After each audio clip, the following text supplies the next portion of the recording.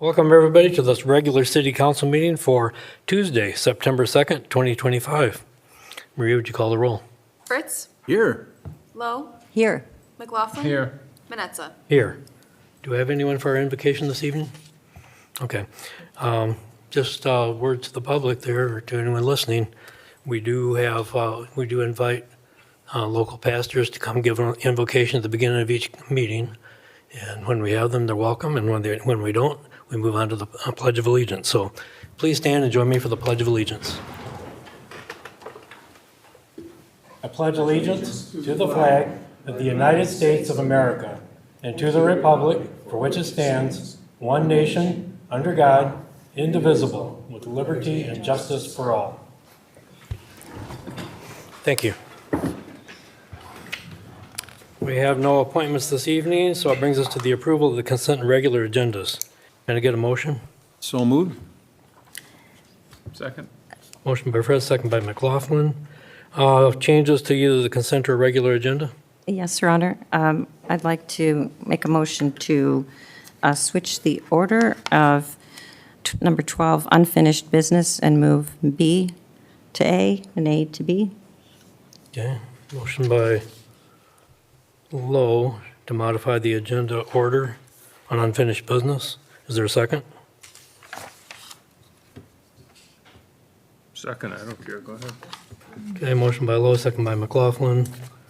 It doesn't change the content of either of these items, but we would entertain the Oprah first and then the Brownfield if this passes. So, any questions on that? We're just flipping them? Just flipping them. Okay. Change the order of discussion. That's fine. Okay. Call the roll, please. Lowe, Yes. McLaughlin. Yes. Fritz, Yes. Manetza. Yes. Any other changes to the agenda? If not, would you please call the roll on the main motion? Fritz, Yes. McLaughlin. Yes. Lowe, Yes. Manetza. Yes. Okay, that brings us to our first call to the audience. This is the first of two opportunities where the members of the audience may address council on any item, whether on the agenda or not. Those addressing council asked to provide their name and address will be limited to 3 minutes of speaking time. Council will hear all comments for future consideration, but will not have a response at this time. Those not physically present who would like to call in may dial 616-935-3203. Who would like to address council?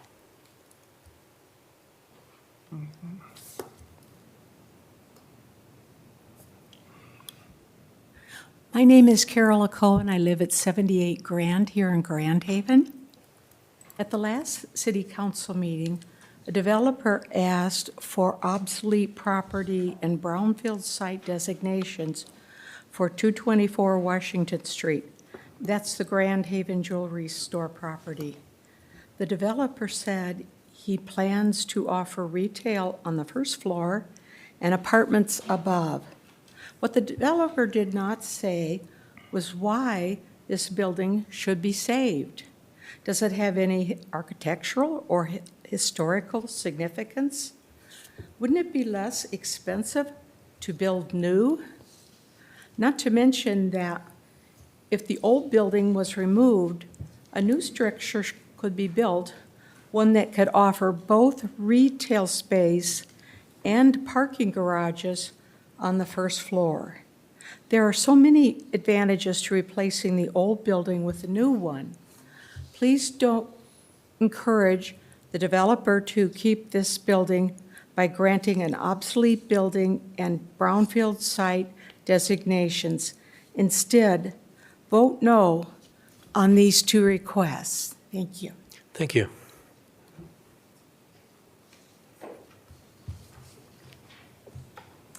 I'm Becky Newman. I live at 932 Prenoyer. I am also the president of Walk the Beat, the organization, and the director of the Street Music Festival. And so on behalf of Walk the Beat, I'm just here to say thank you to the city for your support and your help. We had a great turnout, and having Beach Street closed to vehicular traffic just makes it so safe and comfortable for our attendees that we're just thrilled. And we couldn't be happier, and we just wanted to say thanks. Thanks. All right, thank you. And it was a great event.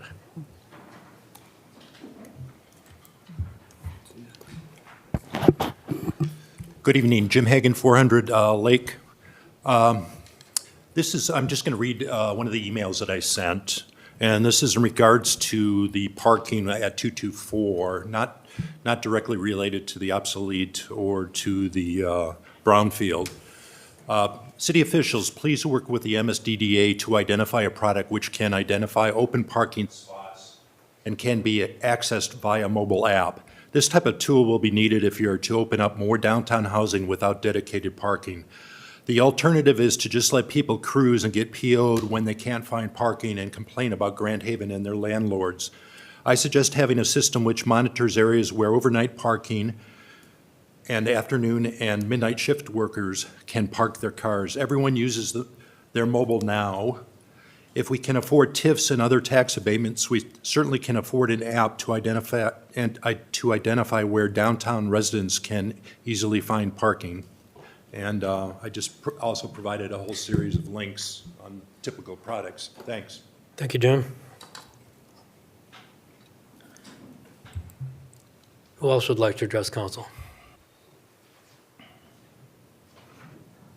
If no one, then we will close this call to the audience. There will be a second opportunity to address council at the end of the meeting, but at that point, we'll have concluded our business for the evening.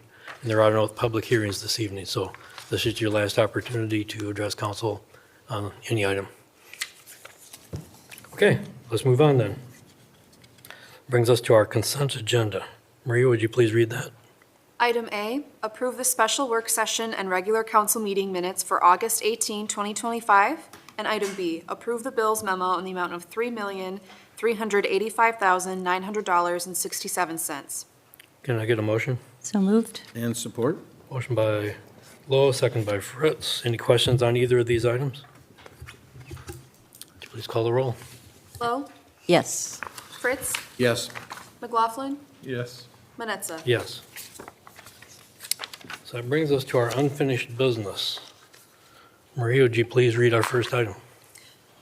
Our new item A, consideration by City Council of a resolution to establish an obsolete property rehabilitation district at 224 Washington Ave, parcel number 70-03-20-436-011, with the legal description of, I'm going to skip the legal description, and to establish a finding that it is an obsolete property in an area characterized by obsolete commercial property or commercial housing property pursuant to Section 31A of the Obsolete Property Rehabilitation Act, PA 146 of 2000. The EDC/BRA recommends approval and administration recommends approval. Okay, can I get a motion? So moved? Support. Motion by Fritz, second by Lowe. Dana, would you like to go through this for us? Yes, good evening, council. If you recall, at the last meeting, we held a public hearing to consider the request by the developer for rehabilitating the property at 224 Washington, which is the former Grand Haven Jewelry property. That property became vacant in 2017, and the current owner purchased the parcel in 2020 and has attempted to move forward with a project in the past 5 years, but nothing came to fruition until now, where they are requesting to receive an obsolete property rehabilitation district designation so that ultimately they may apply for an obsolete property certificate so that they can convert the upper story story building to 7 residential units, with 3 of those being attainable, and the ground floor spaces to be commercial space.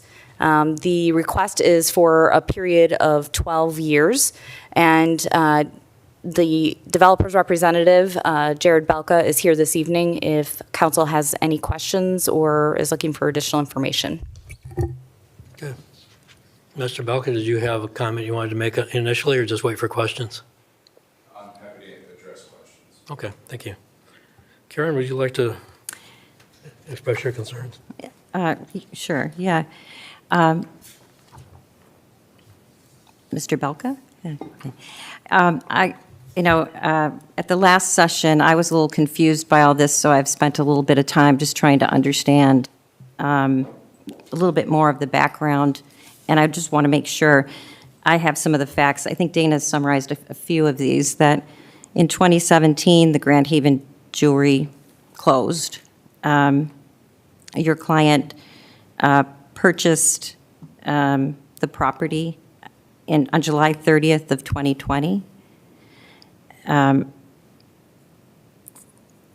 But prior to that, in 2019, as he was going through the due diligence process, he apparently applied to get a parking waiver for the residential units on the second floor, the 7 long-term, and received that from the city in 2019. And then in 2021, your client asked the city assessor to come and see take a look at the property and declare it functionally obsolete. And at that time, I think there were some questions as to fire code and whether or not the second floor was at all usable, certainly not in its existing state. There was evidence of an infestation, according to the documentation that your client provided. Was that remediated? I don't know the answer to that question. Do we know what infestation that was? We don't know. I would imagine it was probably rodents. Okay. And then most recently, there is a roof leak, or more recently in the past? That's my understanding, correct? Okay. In 2022, your client relocated to Cape Coral, Florida. Is that correct? Mm-hmm. And then this is the first we've heard back here in 2025. So since the property has been vacated for 7, 8 years, your client has owned it for 5 outright and was involved in the due diligence process, I presume, maybe a year or so prior to that, which is when he came to request the parking waiver. Your client is a developer, and I'm to understand he's knowledgeable. I presume he did not waive an inspection before he purchased this property, or he is knowledgeable enough to go through and understand what he was purchasing at that time. I don't know the answer to that question, but yes, given his development history, I would imagine not waived and an inspection was completed. Given his experience, I would also, say that he knew what he was getting, and that's how he negotiated, I guess, the purchase price based on the condition. So he was well aware of the condition. My understanding, and I don't know if this is correct, this is in speaking to some of his constituents and that are along the same street, that your client, shortly after he purchased the property, he went about doing some demolition, and that demolition occurred before he had the city come in and inspect it in 2021. Do you know if that is correct? I believe that is correct, that he wanted to, it was full of stuff, and he cleaned it out to better understand structurally and such of what you're working with in order to get a vision for redevelopment. Okay.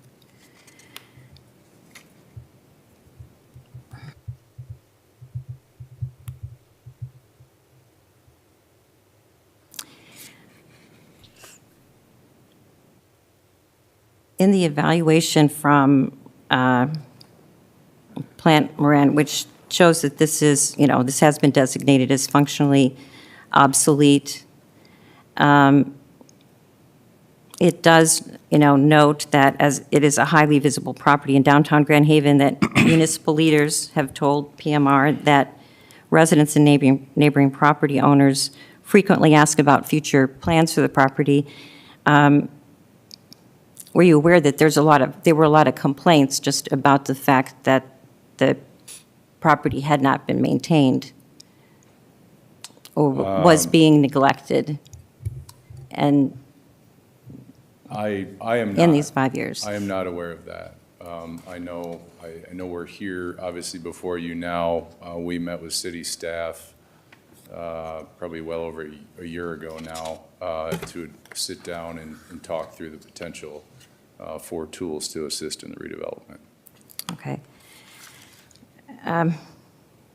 As we, look at all, look at all of this, one of the things I'm struggling with is particularly on looking at any, tax abatement. Our city doesn't have a lot of excess funds. One of the few incentives that we have are tax abatements that we, and we need to look very carefully at where we award those. And I'm struggling with,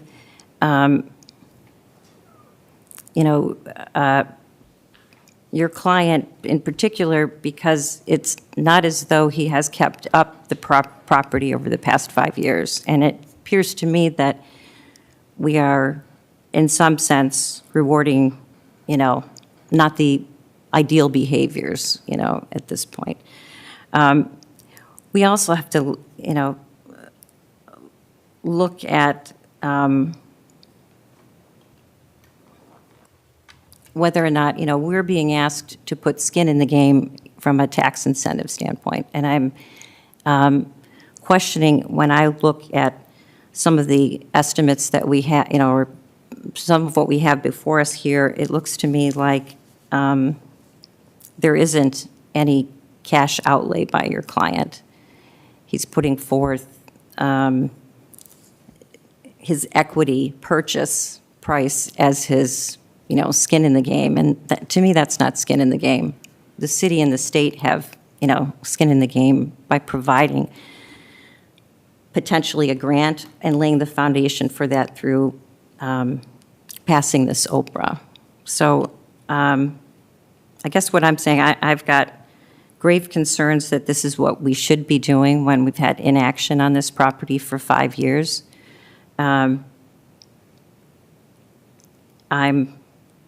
I'm not really in favor of doing anything as proposed certainly for 12 years, as I feel like there's been no action for 5, and I think the maximum is 12.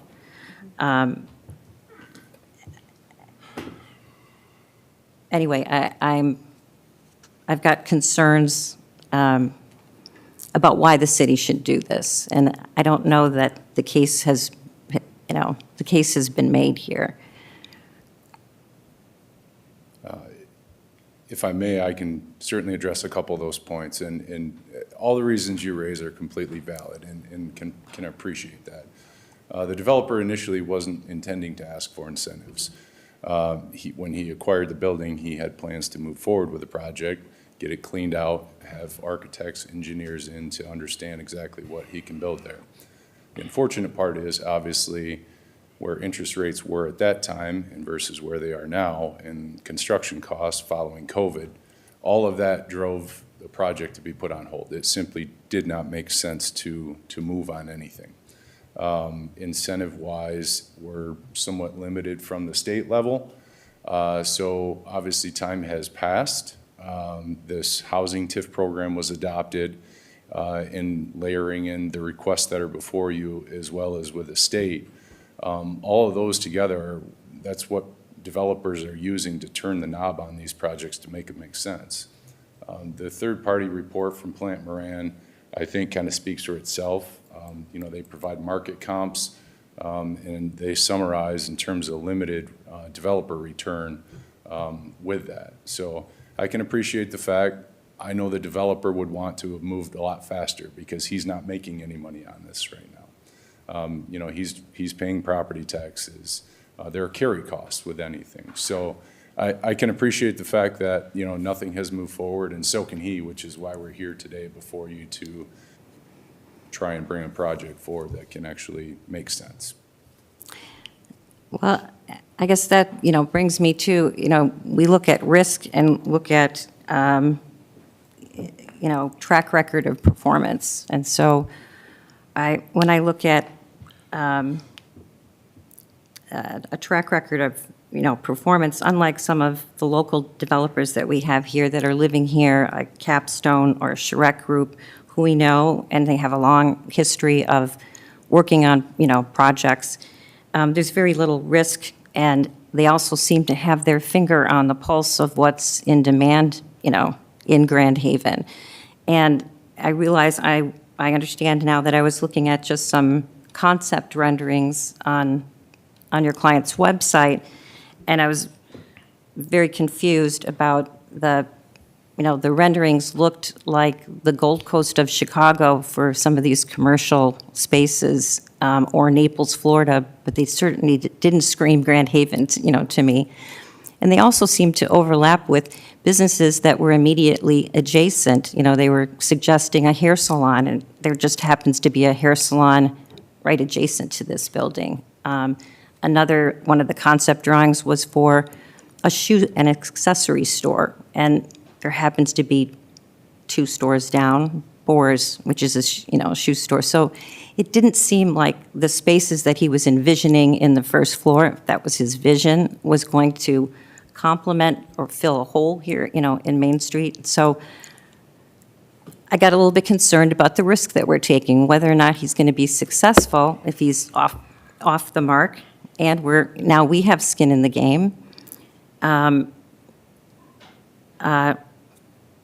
Those were just some off, the cuff. That wasn't, I was looking at that because I wanted to see what we were getting, for our money, or, how this was all going to come together. And I walked away a little bit more confused. And those are just conceptuals. Certainly, those are something his architect drafted up as potential uses. I think ultimately it's going to come down to who the tenant is. And I think any tenant would recognize that I don't necessarily want to go put a salon in right next to a salon. So some of that will be market-driven as well. But what was offered up were simply just that, conceptual drawings of what could potentially go in those spaces, just to create a vision for prospective tenants. Well, the thing that it brought up to me is when I looked at those spaces, I thought, wow, I don't know what his cost estimates, if they're based on having these really glitzy places, maybe his costs are a little overblown. I'm not a developer, I'm not a builder, but what I saw in there looked a lot more expensive, and it didn't quite fit for, Grand Haven, but it also, I didn't know what he based his cost estimates on, what he was going to have to do, if that was the vision and that's what he used for those estimates. So it didn't give me as much confidence that he maybe overscoped, what he was doing, and maybe these numbers are a little, fuzzier here. So I came away with just a lot less comfort that this was going to be successful, as it was right now, and some questions about his own commitment and skin in the game, given that he has somewhat contributed to the condition that the property is in, being vacant for the past 5 years under his ownership. Those are just what I wanted to share. Okay, are you done for now? I think I'm done for now. Okay, then, Mike? Me? Well, and when it comes down to it for a TIF and stuff on that order, is that if we don't do anything and we don't offer something, we're still collecting the same taxes that we already are right now off in it. And all the improvements that we get on it would be delayed for us to come in. But at least we're getting a building that's going to be rehabbed, redone, and be worth something more than what it is today. If we don't do anything, the only thing I have a question on, and I'm sure everybody else is on there, is when it comes down to, for the affordable home part, it comes into it, it's 100% of the AMI, and I tell you, that's not affordable. And does that going to be a difference when it comes down to, say, to get the grant from MEDC for you? Is that part of it or not? Or if we don't, is there something we can probably maybe look at and see if we could do something different there? Different wise, looking at what a different area median income? Yeah, well, I don't know, is we have to have that wording in there? for affordable housing, but it's 100%. I mean, that's not really affordable. Can you just go market rate, maybe? Well, if you look at the comps within the Plant Moran, it currently is, they're smaller units, but as far as the older product in those comps, it is comparable in rent for a one. They're both close in range, if you look at that comparable range.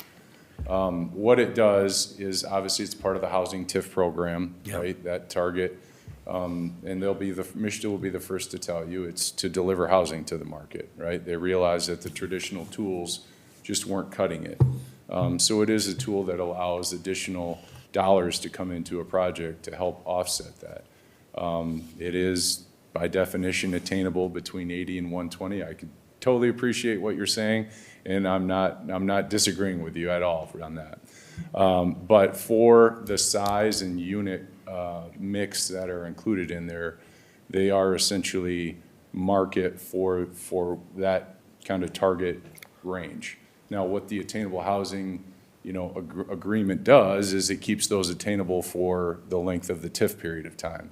In, cases where rents are skyrocketing, it does control that, and it controls the tenant's ability to afford those places. But I totally respect and appreciate everything that you just said, and I do not disagree.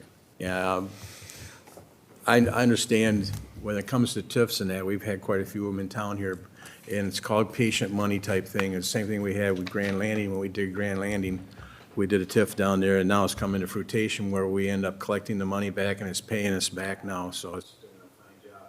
But you just have to wait on it a little bit. But the thing is, you still collect the taxes that you're collecting today. If you don't do anything, if we don't give you any kind of incentive to go forward and don't help them do anything, and it just sits there vacant or whatever, it's still not going to generate anything better for us in the future. So you got to look and see what's going to be down the road for us. So I understand some of that, but I just have a hard time when it comes to 100%. That really bothers me a lot, so. But I understand how that all works. Yeah, and it is countywide, so obviously you is. bring in different areas, so, but Yep. like I said, I respect and appreciate everything that you just said. Yeah, thank you. I was not prepared tonight to really talk about this. I was hoping that we could hold this over. There was some financial questions that I had that I have shared with the city manager. I'd still like to hold this over, and if I could get a motion to do that. If not, then I'll go ahead and say what I have to say and put it out in the open, but it's totally up to you what you want to do. Okay. Would anybody support that? Well- I'm making a motion to hold this over, Well, if you want to make a motion to postpone, to postpone. we can do that. Okay. But let me say a word or two first. Sure. Okay. So we're dealing with two incentives here, and they're statutorily different, and therefore, that's why they're two different agenda items here. We're talking about them all together because they all work together, and really that's how they were presented to us as kind of integrated. Right now, we're talking about the whether or not to establish the obsolete property rehabilitation district for that specific building, no other buildings nearby or anything but that. And I think that the letter from the assessor is clear enough that it's been determined by an assessing professional to be functionally obsolete. So to my mind, that's not really a question. It's a matter of, do we want to make that abatement available? We wouldn't be voting on the abatement tonight anyway. We'd be just establishing the district. So to me, that's kind of a pretty straightforward question. The other questions that we have here revolve around granting the TIF, or approving the TIF, granting the abatement, those other things that aren't specifically this agenda item, but in our minds, they're all run together. And so things such as, is this project going to move forward in a timely manner? Is it going to produce a building that's well integrated with our streetscape, with our historic look of our district? A variety of things. It's sat idle a long time. Time has stood still for this building, except time never stands still for empty buildings. They tend to get worse with time. And so yes, we're anxious for something to happen. And yes, we do hear about it from the public. We hear about it from, in fact, I've suggested that our compliance officer be in contact with the owner about certain things that need to be taken care of. And so those things have happened in the background, and hopefully when the project moves forward, those will be addressed.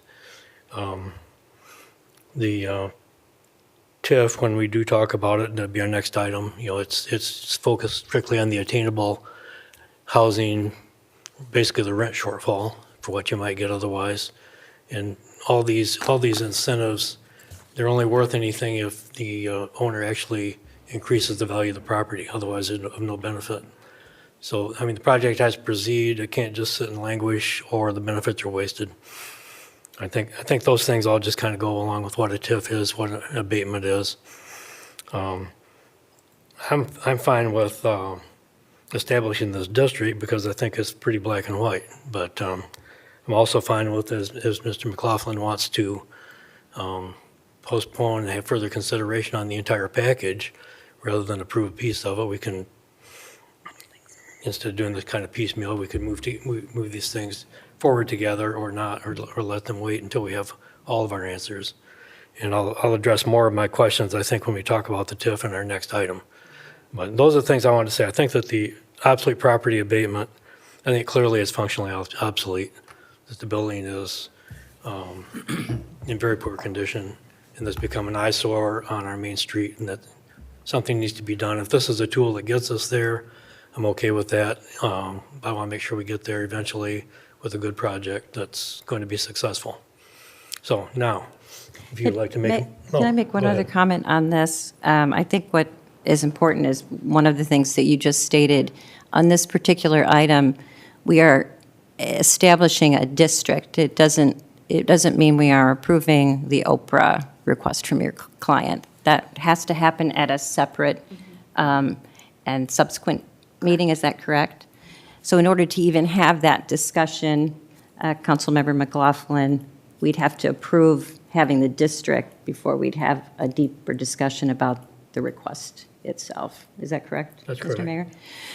And I do agree with you that while I don't know, I think the documentation is clear that it's been declared and it's functionally obsolete. So I don't have any problem declaring it a district. My problem is going to be on the next piece is, how accountable your client is for it becoming, at least for the last 5 years and not taking any action on it. So I'm also comfortable with moving ahead with making it a district and, but that doesn't mean that I'm in favor of the Oprah request, if that's clear. Yeah, no, I mean, and I guess if I could offer up, the developer wants to be a good partner in this, and obviously it doesn't move forward without your help. If there are things we need to discuss further, certainly we would appreciate the, approval of the district. Again, all it does is allow the developer to apply for that. That would be at a separate hearing. If the balance of the kind of overall Oprah request needs to be taken into consideration with the brownfield, we're transparent. We shared a copy of the pro forma and happy to walk through that in more detail. As much as it pains me to say, if the council is more comfortable in pulling the next agenda item or postponing in looking at that further, by all means, we want to be a good partner. We want you to be comfortable in making that decision too. So, Well, quite I'll frankly, stop talking now. as I mentioned earlier, we do have the problem of the taxable value, in all of the spreadsheets here. So I don't know that we all know what we're approving until the spreadsheets are using the taxable value from 2024 and not the taxable value for 2025. And if we were to pass all of this, it would be with the current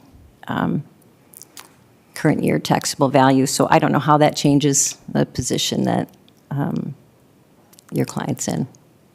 I think maybe that's a carryover from when we first started working on this. So when we I'm first sure. met I'm with sure. Staff. I just wanted to call that out, Yeah. that there'd have to be some reworking of Yeah, that anyway. those are quick fixes. So. Kevin, I still want to make a motion make a motion to to postpone? to postpone. Both, Postpone until our next meeting? please, both. Well, we're dealing with one at a Okay, we'll do time. one at a time. Okay. So you want to move, you want to postpone, Yes. you want to the make a option- motion to postpone action on the Oprah district? Yes. Until our next meeting. Is there a Please. second for that? I'll second the motion. Moved by McLaughlin, second by Lowe to postpone action on September 15th meeting. until our next, yeah, September 15th, our next meeting. Would you call the roll on that? McLaughlin, Yes? Lowe, Yes? Fritz, No. Manetza. Yes. This motion passes. Okay, so we will take this up again in 2 weeks. Thank you. Now we'll have our next item, which is the rest of this discussion. All right. What was originally our item A, which is now item B, consideration by City Council of a resolution to approve and adopt the Brownfield Plan for the 224 Washington project located at 224 Washington Avenue, Grand Haven, Michigan, 49417, for a period of 20 years. The EDC/BRA recommends approval, and administration recommends approval. Can I get a motion? So moved? Support? Motion by Fritz, second by Lowe. So this is the tax increment financing portion, the Brownfield Plan, which is, in this case, a housing plan. Dana, would you elaborate for us? Sure, I can give you a little bit of additional information. We have been discussing it, kind of intertwining with the previous agenda item, but the request is to make up the potential rent loss for the difference between the attainable rate and the market rate. That's calculated utilizing the state, Michigan State Housing Development Authority's tool on that particular, their calculator that they put together. So that's calculated and put in your packet, and then a number is derived, which is much larger actually than what the request is for. But they're requesting just over $200,000 over a period of 15 years to be captured and reimbursed to the developer. All right. Questions and concerns from council? Go ahead. On this, as Dana mentioned, and just for members of the public, there was some confusion on this because the brownfield TIFs that we have typically discussed here at council have been around properties that have been contaminated or blighted in some way. And the process is, one that helps those redevelopment projects become financially viable. This is sort of a new thing or a something. It's a newer tool, yes. Yeah, a newer tool where it essentially is a rent subsidy that comes in the form of a TIF. And so that's what we're being also asked to do with, this particular project. And I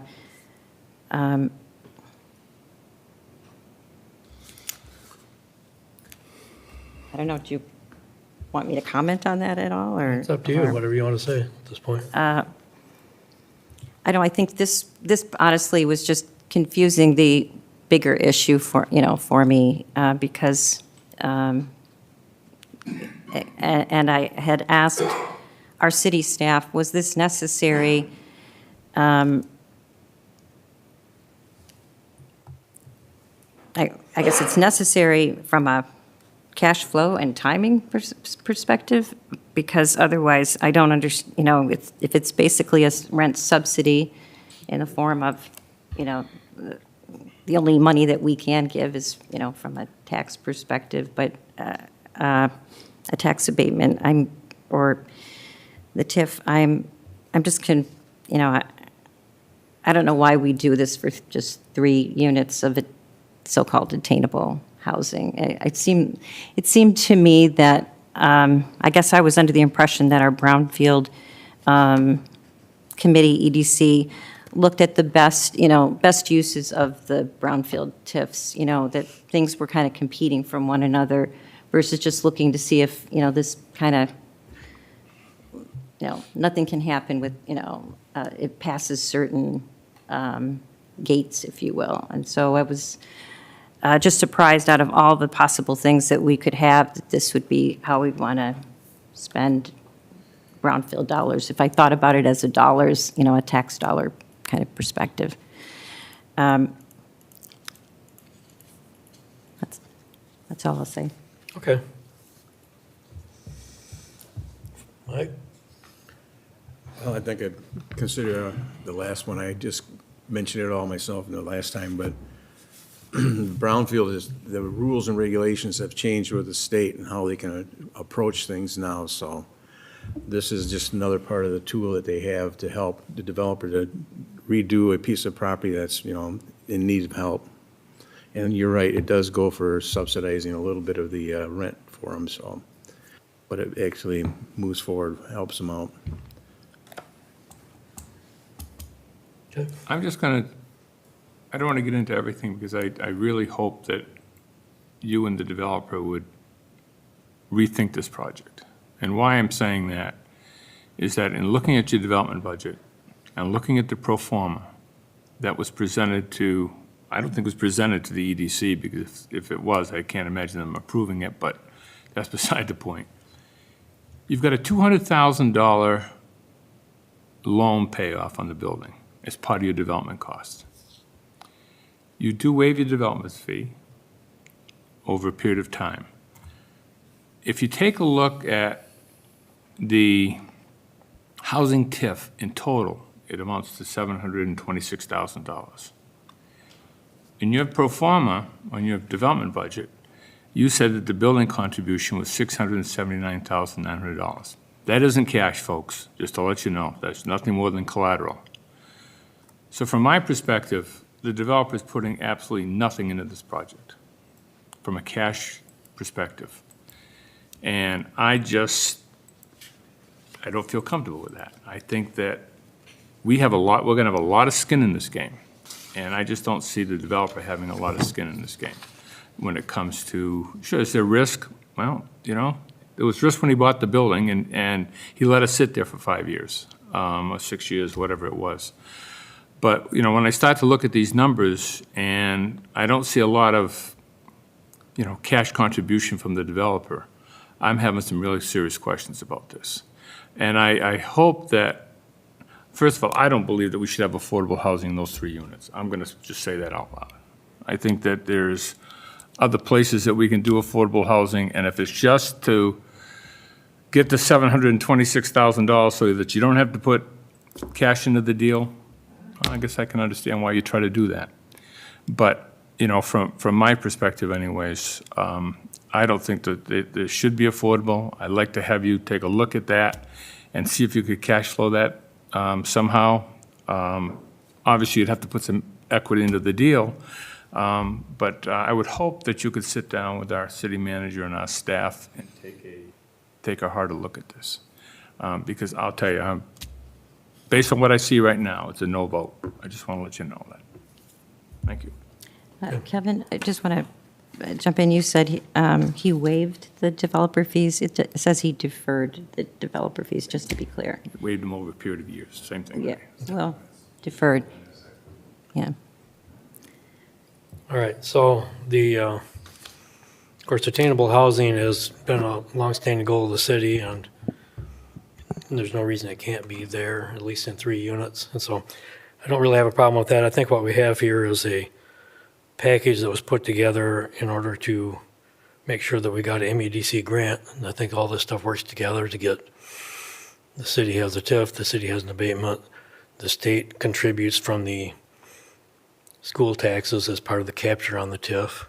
And that's so the city isn't 100% the only payer in this.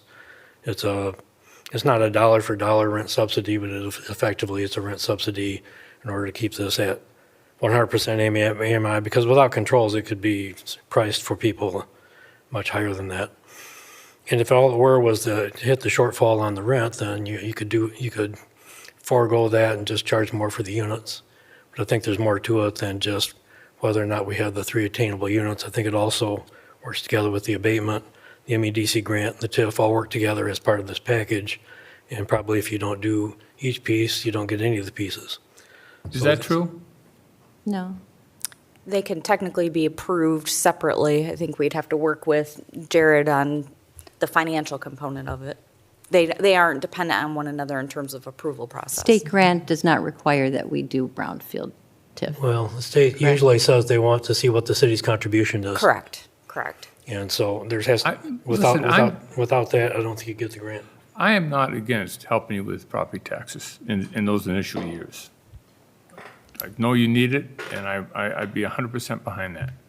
So this is just the overall development budget, and that's what I'm wrestling with. If it just came down to property taxes, I would probably work with you on it. But until I can understand what exactly is going on in the development budget, I just can't move forward. Understood.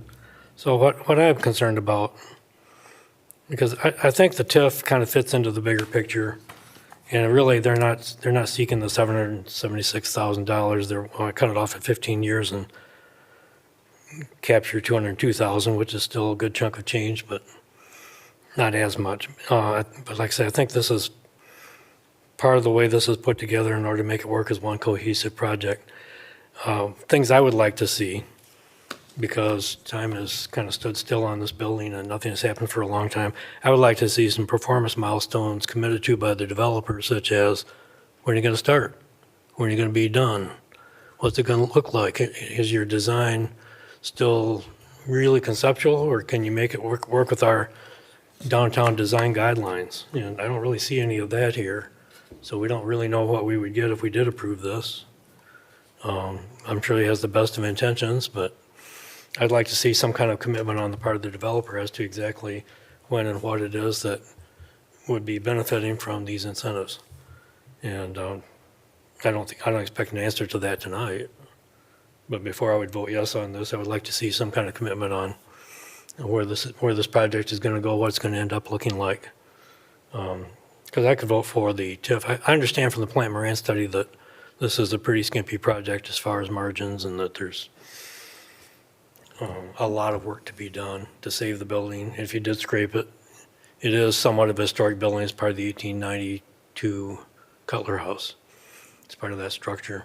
And it has continuity with the rest of the streetscape, and we would like it to reflect the historic nature of our town to some degree at least. We like all those things. We don't really have any assurance that that's what we're going to see. But perhaps there's, in the intervening time, if we postpone this, we could get some kind of a comment or statement from the developer to help give us some comfort on that. That would help me. Good. I'll make a motion to postpone this. Could I wanna say more? I'd like to say more before you Okay. make a motion. We're done talking. I agree with you. I think, to get me over this, because it has been a significant, time and wait, I would like to see something structured in here, a clawback with key milestones, or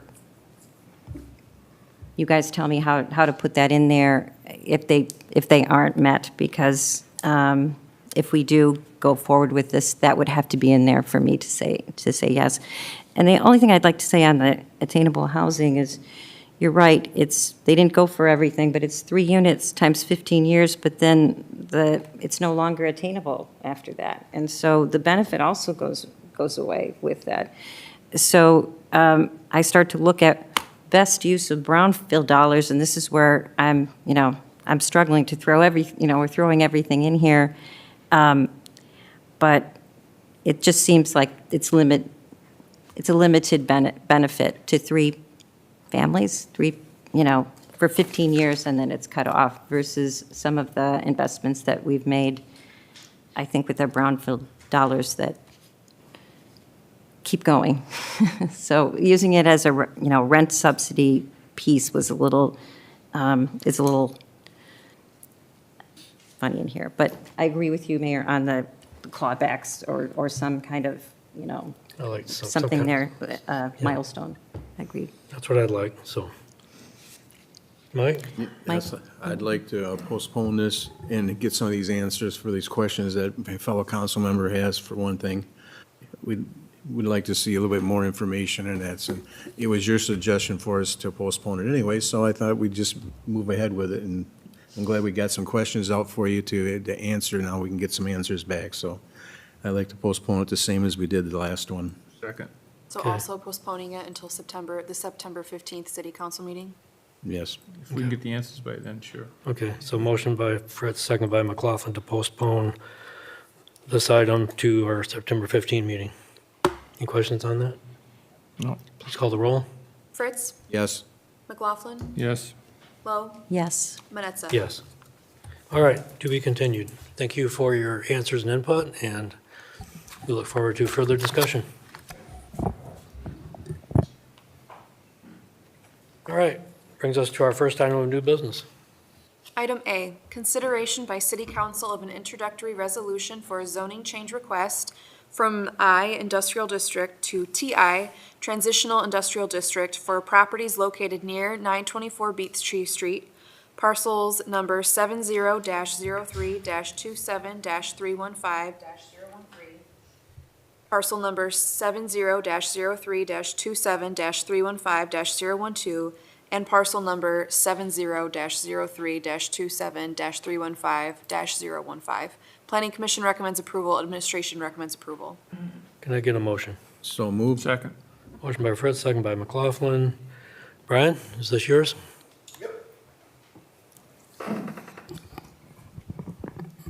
Good evening, Council. Brian Eckert, City Planner. So this is a request to rezone 3 parcels that were part of what was originally 924 Beech Tree. If you recall, 924 Beech Tree was that parcel that was undeveloped and had a big old mound on the front. So we got that split up into 5 parcels. That mound has since been cleared, and then Polyply is requesting it because they own the property at Marion, 1540 Marion, and they own 4 of those 5 parcels. Their request is to rezone 3 of those, parcel A, B, and D on your packet, from I to transitional industrial TI. And the reason for that is because they're requesting to add on to their existing building about 55,000 square feet for increasing their operation. Also, the other parcels would be used in the preliminary site plan for stormwater control, and then accessory use for parking, and then loading zones. I and TI are very, very close in their uses and things of that nature, but best practice guides us that if you're going to have a building, that eventually those parcels, at least the ones where the building would cross over, that you have it in the same zoning district.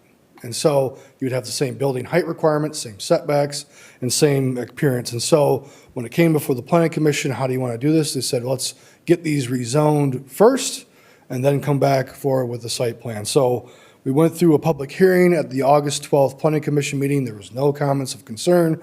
Planning Commission felt in their recommendation, the minutes that were reflected in the packet, that it met all the standards for a rezoning request in the ordinance, including that it's compliant with our master plan, and it follows through with some of the development trends in the area, and then it is capable, obviously, to be supported by public infrastructure in that regard. So tonight before you is the introductory resolution to rezone those 3 parcels. I will say that there is 2 other parcels on there, one of them that is not owned by Polyply, one of them that is. That one that is currently not being requested for zoning to TI from I is largely comprised of wetlands, and that and their sensitive area overlay largely would make that obsolete to rezone to begin with. So we have those 3 requests to rezone those 3 parcels from I to EI for the reasons stated in the ordinance that's before you in the packet. All right, thank you. Questions? Questions, comments?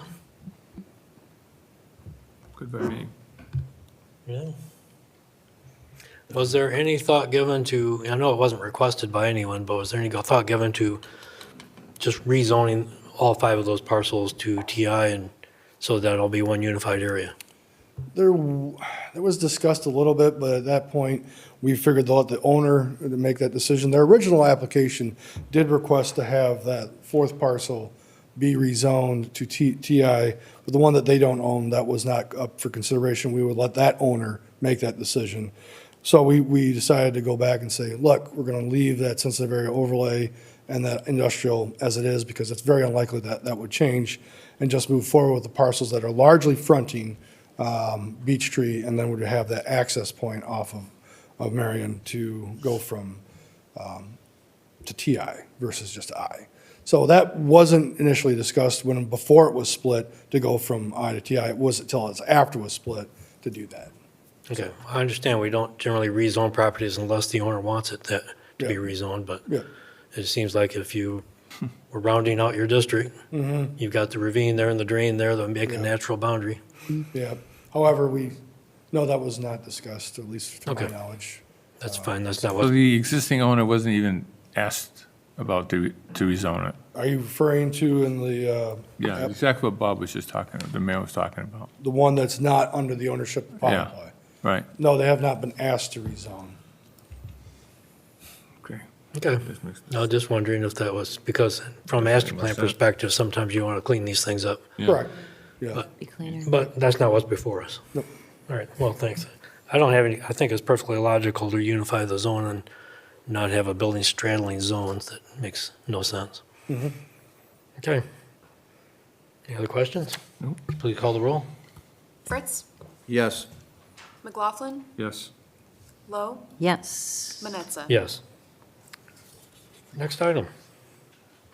Item B, consideration by City Council of a resolution to establish and maintain a fire/rescue cadet explorer program within the Grand Haven Department of Public Safety.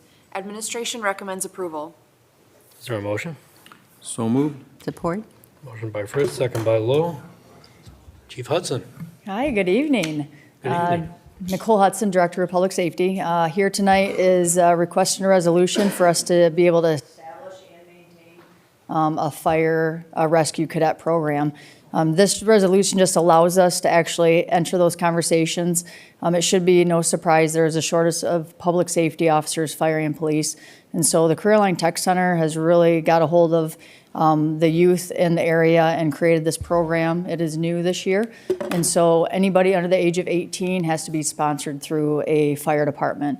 And so what this looks like, it's still to be determined, but it's just a matter of us being able to enter those conversations because we have a resolution on file to see if this is a program that we want to be able to be involved in this year or the years to come.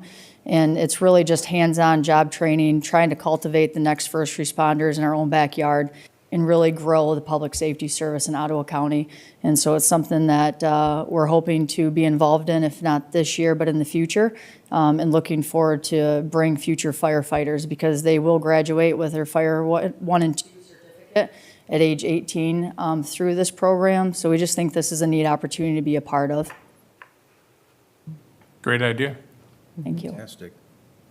great idea. Any other comments? Nope. No, I That just. was a tough one, huh, Chief? Well, we got to feed the system. We got to keep kids getting interested and choose this as a career path. Yeah, So absolutely. this would be an excellent opportunity to do that. Absolutely. Is there any anticipated cost to this program? So at this point, it's really up to dependent of the agency. There's some agencies that will pay minimum wage, and there's some agencies that are using this more as an internship. And so we're going to look at really what we're able to provide, being the public safety model, and how many students are going to be able to be placed in different agencies, and really look at all-encompassing if we're going to use this as an internship or if we do have the ability to pay minimum wage. But right now, it's just at the very table talk level to see long-term what we can actually create in this program. Okay, thank you. Any other questions? Great Call the- idea. Call the roll. Fritz, Yes. Lowe, Yes. McLaughlin, Yes. Manetza. Yes, thank you. Thank you. Good luck. Next item, please.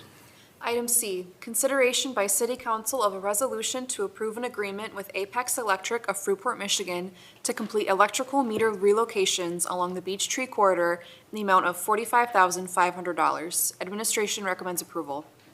Is there a motion? So moved? Second. Motion by Fritz, second by McLaughlin.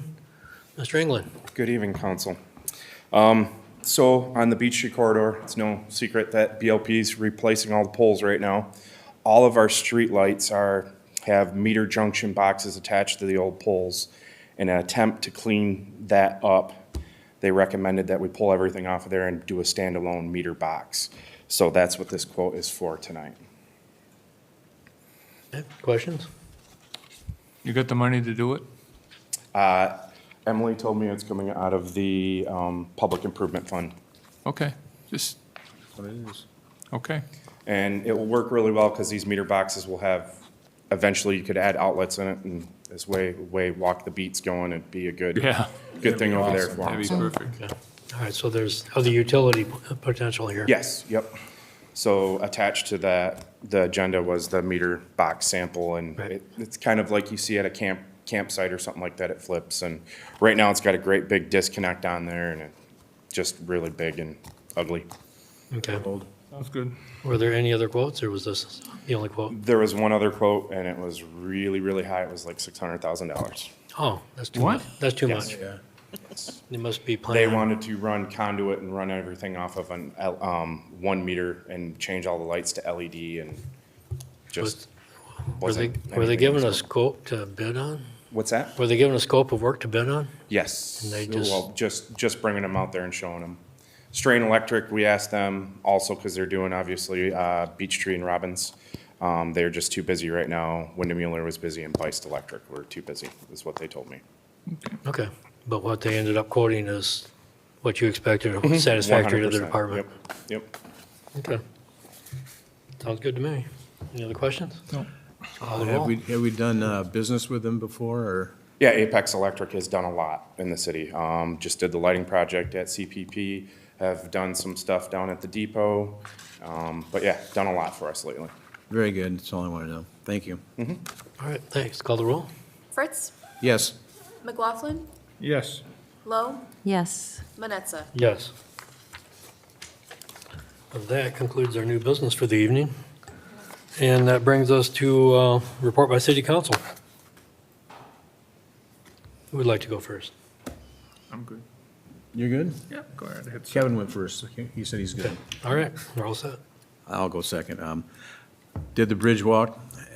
Wow, what a crowd. It was bigger this year, I think, ever before. It was close, what, 240, 250 people, something like that? It was well-attended, and glad to see everybody out there and enjoying the day. It was such a beautiful weekend. What a great place to live, I tell you. It's most fantastic. That's all I can say is, now I see they're taking the barriers down from downtown. I see them. They're gone? Is that true? Are the picnic tables gone yet or not? November 17th or 18th, or when the what- barricades come Okay. down. That'll be coming shortly, so anybody who wants to enjoy it, get downtown and enjoy the time while you can. It's a lot of fun. Seeing the kids down there playing with all the toys, having a great time, so, yeah. Enjoy the day. Thank you. No tigers. Karen? I You're got you're good? All right, well, yeah, I did the bridge walk too. It was a beautiful day, great crowd, everybody had a good time. Everybody walked along and lots of conversation, great prizes, good work on staff's part to put all that together. So thank you very much. This stuff doesn't just happen. It happens because people do a lot of work in the background. So appreciate that. School's back in session, watch your driving because there's school buses and kids and everywhere and getting back into our more normal life. Summer is kind of receding now a little bit, getting back to the rest of our lives, so it's part of the rhythm of life in Green Haven, so it's all good. I don't have anything else to report on, so I'll turn it over to City Manager. I'll let Dana start with a couple of brief project updates. Yes, thank you, Ashley. So just a few of the projects that I know there's some curiosity about, and amongst the many that we're working on. The first is the diesel plant. Right now, we're expecting a site plan review at the Planning Commission the next few months, so before the end of the year, and they're planning on starting construction next spring. So they are actively working behind the scenes to pull everything together and bring a project forward for consideration. The Chinook Pier project, we are nearing a final draft agreement that we plan to have on the council agenda for the September 15th meeting. And we're actually working with Eagle as well on some site due diligence since the city owns the site and will continue to own the site. They're supporting us in doing some additional groundwork underneath to look at the contamination on the site. And the third project, South Village, they are working on their traffic analysis. We got some preliminary information back, but they're looking at some additional data before finalizing that and providing that to the city, as well as working with Eagle on the wetland review. And after that, they'll be submitting their final site plan. We don't have a firm timeline, but we do anticipate yet this year seeing some action on that in terms of the site plan. So those are our updates. Okay, thank you. Anything else?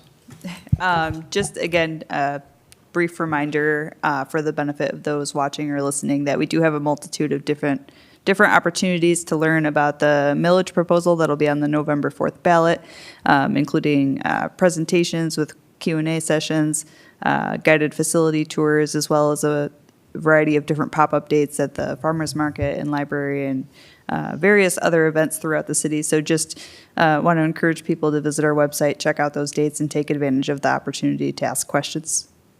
And that's all. Okay. Yeah, I'd like to echo that too. You had a town hall style Q&A session that was lightly attended, but I think now that with Labor Day behind us and summer behind us, that people will start paying more attention and learn what this is all about. A lot of good information, a lot of good questions, excellent questions and excellent answers. And that's what we do here. We try to be transparent and make sure people know what the issue is so they can make an educated choice at the ballot box. Okay. You've done an unbelievable job.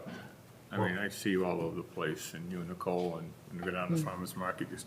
We like to say we're on tour, so we encourage everyone to You're stop doing a out great and job. visit us. If people aren't aware of it, it's their own fault, that's for sure. Yeah. Thank you. Okay. Well, that brings us to our second call to the audience.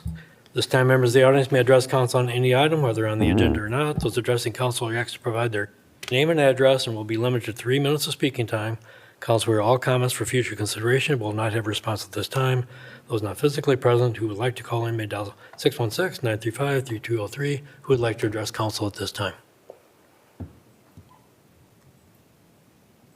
If no one will, then I will adjourn this meeting. Thank you all for coming. Thank you. See you later, man. Be good. Yeah. They're doing good.